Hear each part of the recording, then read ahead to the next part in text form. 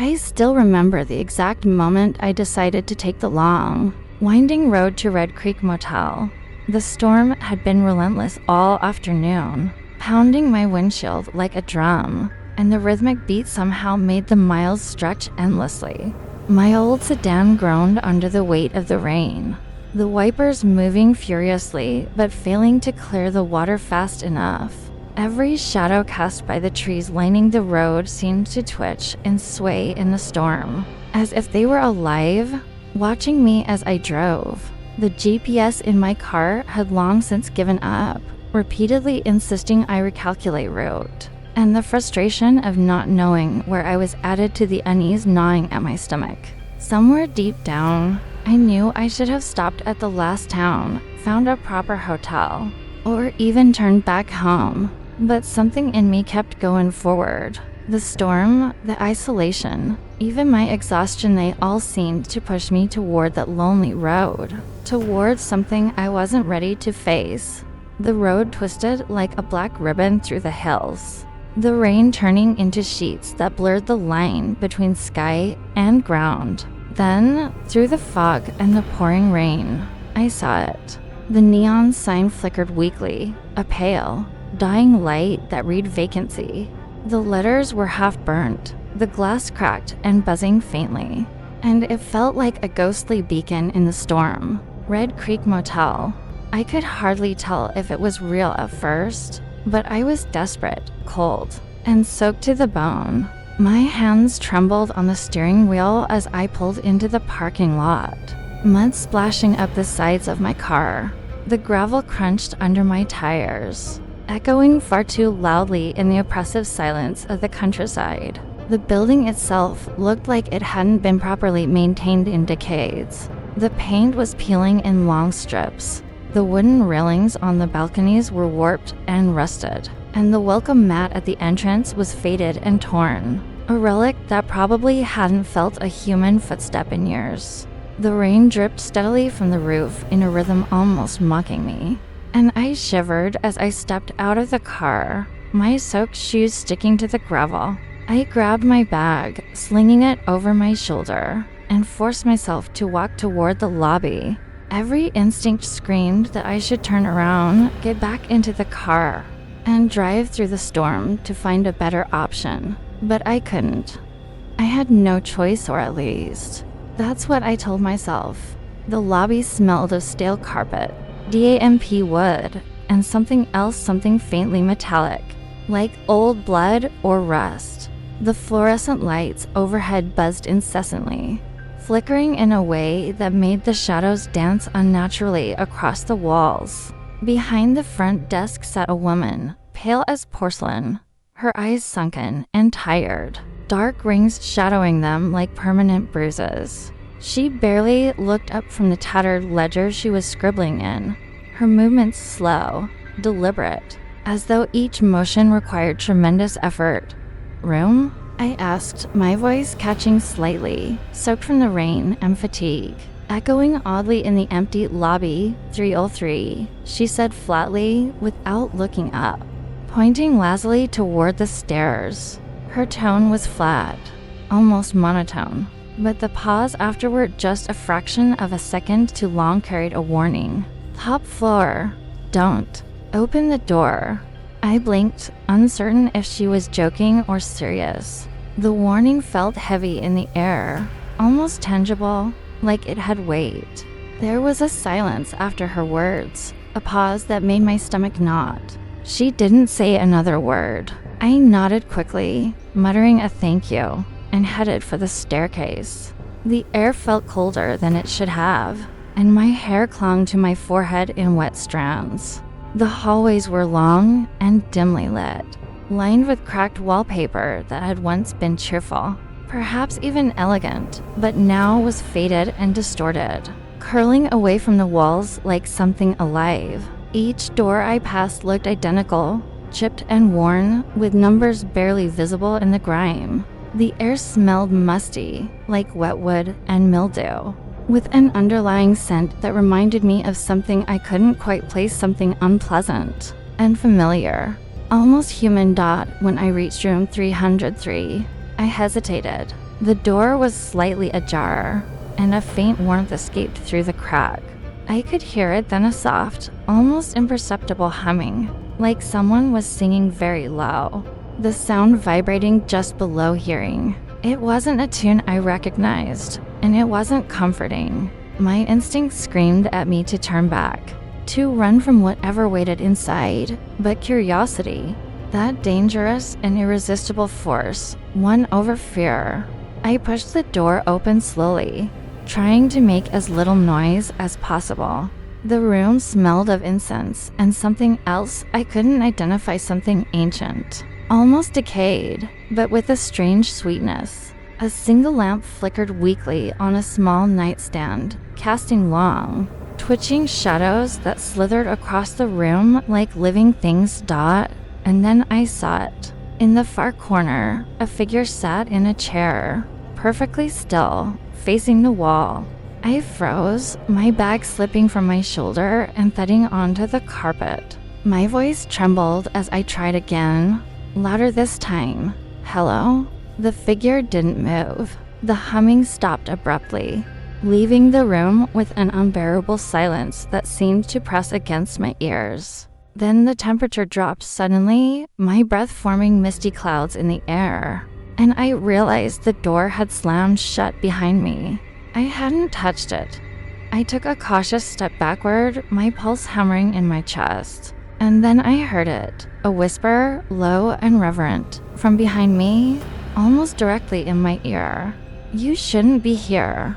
I spun around, but the room appeared empty. Nothing moved except the flickering shadows cast by the single weak lamp.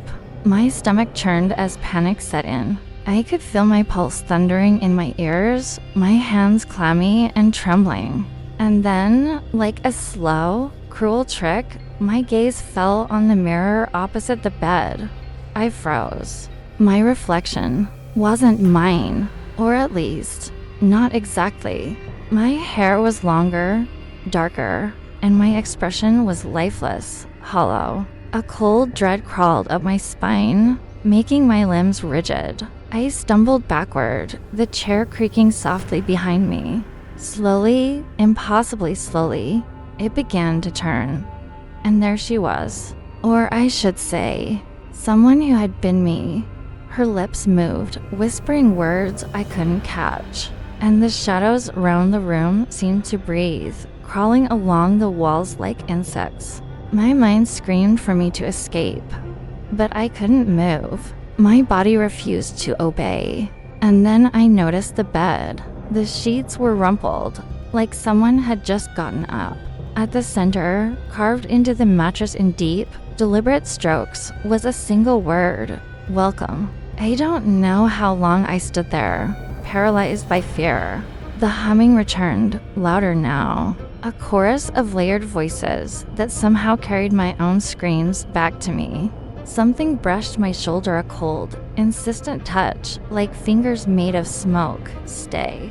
The whisper breathed, sending chills deep into my bones. Stay forever? My chest tightened. I wanted to run, to fight, to scream, but the room had become a trap. The walls, the shadows, the very air seemed alive, pressing down, suffocating, demanding I stay. Every instinct in me told me to flee. Yet I was trapped by an unseen force, unable to move, unable to think clearly. And that's where part 1 ends, with the storm raging outside and the unknown horrors waiting just beyond the flickering light, pulling me deeper into the nightmare that had only just begun. I spun around, my heart hammering in my chest, but there was no one there. The room was empty, or at least it seemed empty. The lamp flickered weakly, casting long, twisting shadows that danced on the walls like grotesque puppets. My legs felt like lead, and I stumbled backward, my bag forgotten on the floor. The chill in the air was almost unbearable, pressing into my skin, seeping into my bones. I realized with a cold certainty that I was not alone. Then my eyes fell on the mirror across from the bed. I froze. The reflection staring back at me wasn't entirely mine. My hair, The wet and plastered to my forehead now seemed longer, darker.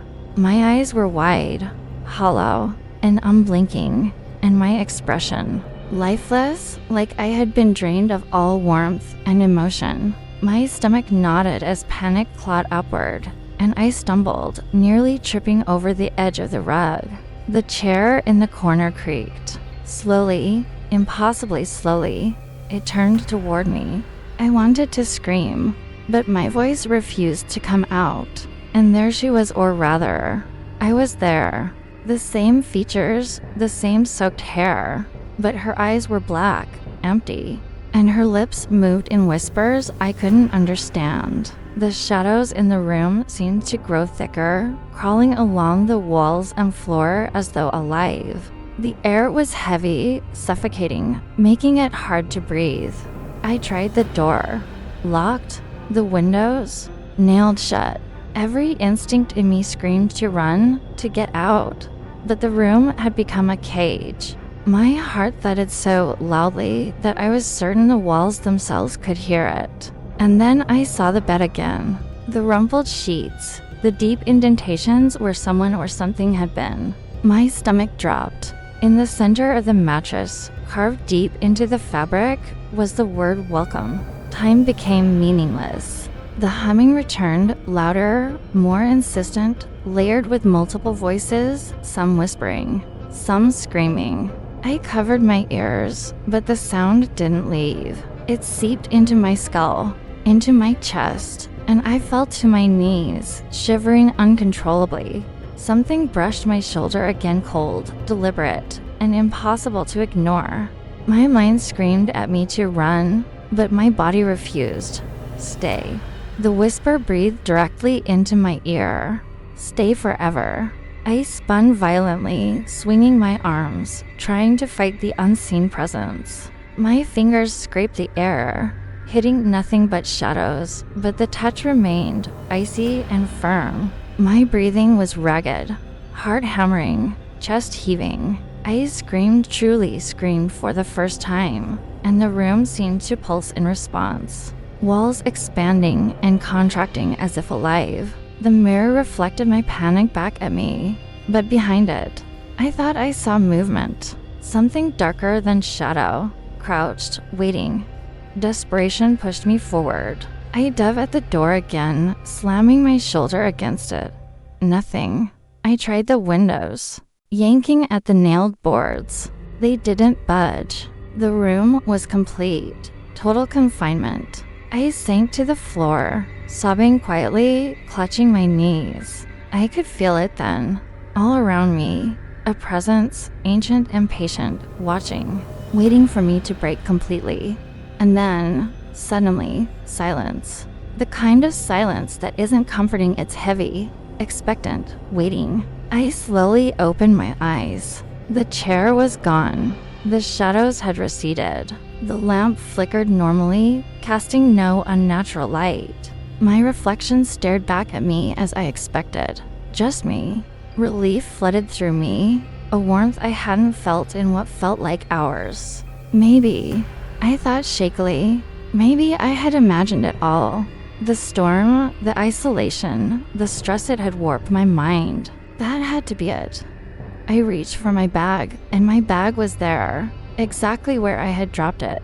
The door loomed ahead of me. I swung it open. Room 303, gone. There was nothing but a seamless wall, smooth and unbroken. My pulse surged. I ran for the stairs, my bag clutched tightly, and descended into the lobby, desperate to find the woman behind the desk, anyone. The lobby was abandoned. Dust hung in the air, thick and choking, illuminated by the dying flicker of the neon sign outside. The front desk was empty. The ledger was gone, and there was no trace that anyone had been here at all. I ran through the empty halls, trying to make sense of it. Nothing made sense. The storm had passed, the rain was gone, and yet I was drenched, shaking, my heart refusing to slow. I felt like I was escaping a nightmare that wasn't ready to let me go. I drove through the night, refusing to glance at the rearview mirror. Every passing mile, every curve in the road, my mind replayed the humming, the whispering, the cold fingers brushing my skin. I told myself I was safe, that it had been a hallucination, a trick of my mind. I clung to that thought, desperate for comfort, desperate for normalcy. Weeks passed. I tried to ignore the memories, to focus on work, friends, anything but that motel. And then the letter came. No return address. Just my name, scrawled across the envelope in handwriting that was not my own. My hands shook as I tore it open. Inside was a single Polaroid dot. It was me, sleeping, on the bed of room 303, smiling, eyes wide open. I froze. My stomach dropped. The room I had thought was gone, the nightmare I had fled from someone, or something, had captured me there. Or perhaps it had never really let me go. Panic and disbelief churned in my chest. I tried to convince myself it was a cruel joke, some twisted prank, but deep down, I knew it wasn't. The feeling of being watched, of the shadows crawling just beyond my sight, returned instantly. I never returned to Red Creek Motel. I never will. But sometimes, late at night, in the quiet moments just before sleep, I hear it, the faint, haunting humming, rising like mist from the edges of my consciousness, whispering, always whispering, stay forever.